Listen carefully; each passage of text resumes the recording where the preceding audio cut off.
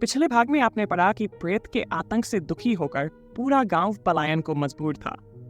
कुछ गांववासी अब ठाकुर साहब के दरवाजे पर दस्तक देते हैं और प्रेत की कहानी जानकर ठाकुर परिवार से मदद की गुहार लगाते हैं। अब आगे गांव वाले जब प्रेत का राज जान लेते हैं तो ठाकुर साहब से कहते हैं कि अब आप ही हमारा मार्गदर्शन करें।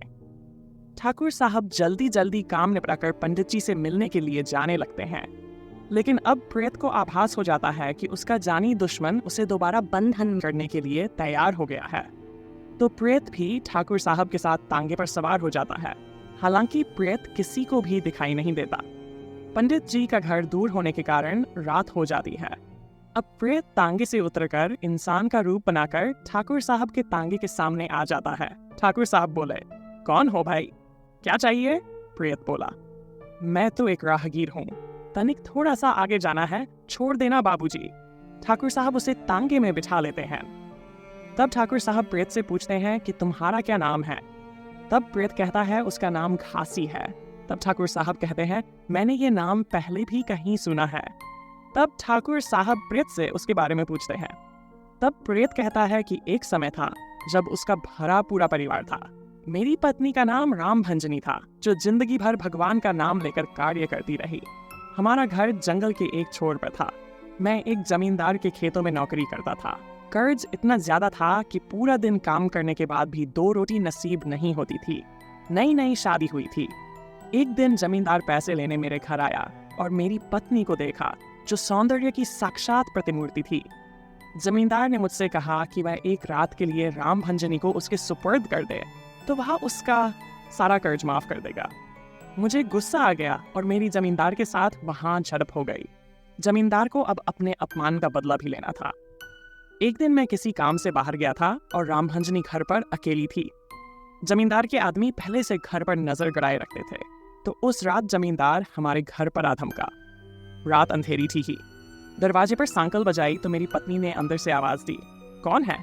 तो ठाकुर के एक माहिर आदमी ने मेरी आवाज निकालकर कहा, मैं हूं। तब राम भंजनी ने दरवाजा खोल दिया। जमींदार और उसके आदमी झट से अंदर घुस गए। 2 आदमी बाहर खड़े हो गए।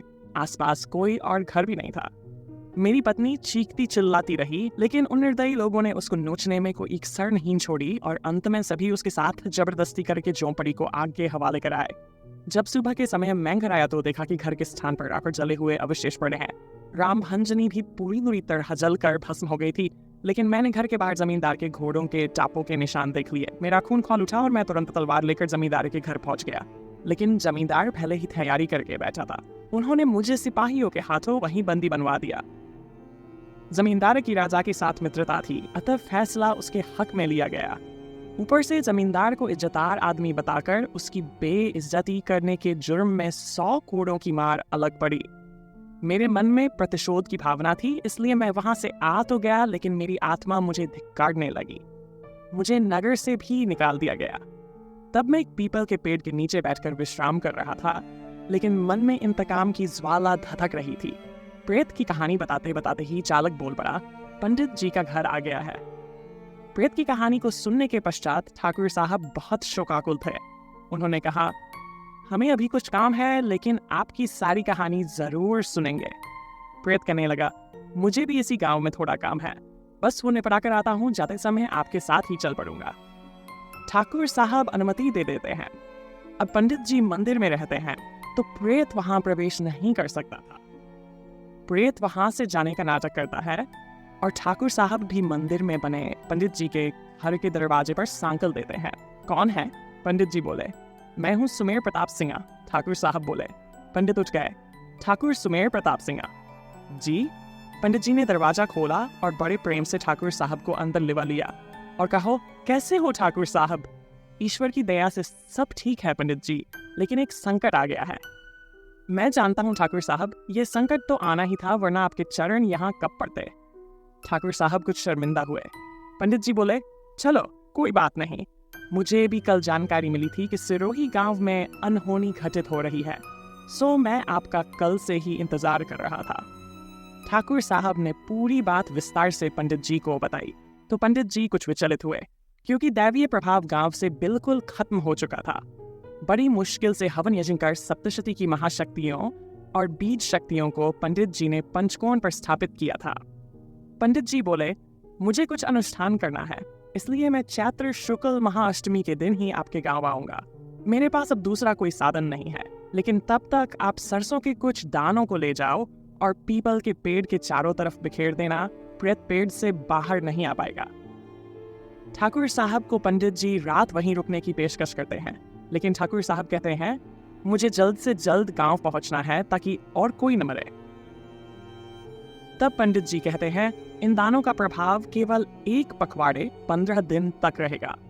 उसके बाद प्रेत बंधन मुक्त हो जाएगा, लेकिन तुम चिंता मत करना। एक पखवाड़े बाद ही महाअष्टमी है और मैं पहले ही वहां उपस्थित हो जाऊंगा। पंडित ठाकुर साहब को विदा करने के लिए मंदिर से बाहर आने लगते हैं तो देखते हैं कि सामने तांगा खड़ा है जिसमें एक व्यक्ति पहले से बैठा है। तब पंडित जी ठाकुर साहब से पूछते हैं, आपके साथ ये तीसरा व्यक्ति कौन है और मंदिर में क्यों नहीं आया? तब ठाकुर साहब कहते हैं, ये एक राहगीर है, अकेला था इसलिए हमारे साथ हो लिया, रास्ते में उतर जाएगा। तब पंडित जी कहते हैं, ये नहीं उतरेगा, ये कोई और नहीं बल्कि वही प्रेत है। पंडित जी के इतना कहते ही ठाकुर साहब अवाक रह जाते हैं। जी कहते हैं, ये नहीं उतरेगा, ये कोई और नहीं बल्कि वही प्रेत है। पंडित जी के इतना कहते ही ठाकुर साहब अवाक रह जाते हैं।